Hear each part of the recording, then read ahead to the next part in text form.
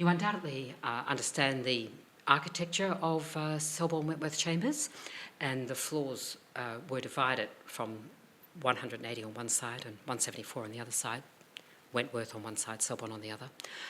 I had been rejected from 180 Wentworth Chambers, 9th floor, but accepted onto the 9th floor of 174. So really it was the same corridor.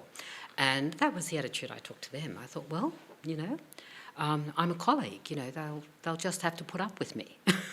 I'll just have to be there. But certainly I found overall that the better humour with which you conducted yourself, overall the better on you got in your practice. I think I was able to do that though because I was very young, much younger than a lot of the other women. And I think you know, if I had been in my 30s or 40s when I'd gone to the bar, I would not have been as accepting of the patronising attitudes that a lot of the men had. And I think the women who were older than me felt that very keenly, the patronisation. Did they all react in the same way? I'm interested in this because, for example, when researching the Victorian women barristers, the 7th woman at the bar, Molly Kingston, advised a later recruit to dress as much like the men as possible, don't wear any jewellery, don't do this, don't do that, be like one of the boys.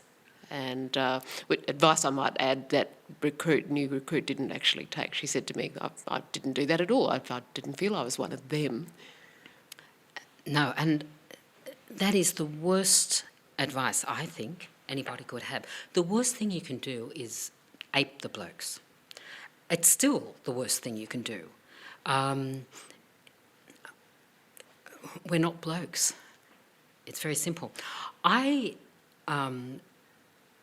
don't necessarily have the attitude that, you know, women think differently than men. Women, you know, are more, you know, better communicators, etc. You know, some people have developed theories around this. I don't necessarily go along with that. But, I mean, there is a difference. And I think it's much more important to be yourself, whether you be male or whether you be female. And if you're yourself, if you work to your strengths, if you're doing things to the best of your ability in the way that suits you best, you're going to do much better than trying to take on a persona which is not natural to you. Did you have much to do with Janet Coombs? No, I didn't have a great deal to do with Janet. A lot of women did. I was not very active in the Women Lawyers Association, which is a little funny in a way because since I've been at the bar, since I've been on the bench, I have been more active in particularly women judges organisations. Some of it's been thrust on me a little bit, and I do believe it's important to take a leadership role. And it really, and the way that happened was this: when I was first appointed, I got a lot of invitations to speak, and as I'm sure just about every judge has, and most particularly speak to women's groups, women and the younger women, the women students and the young women lawyers. And I was actually a little shocked at how much difficulty a lot of the young women lawyers were still having.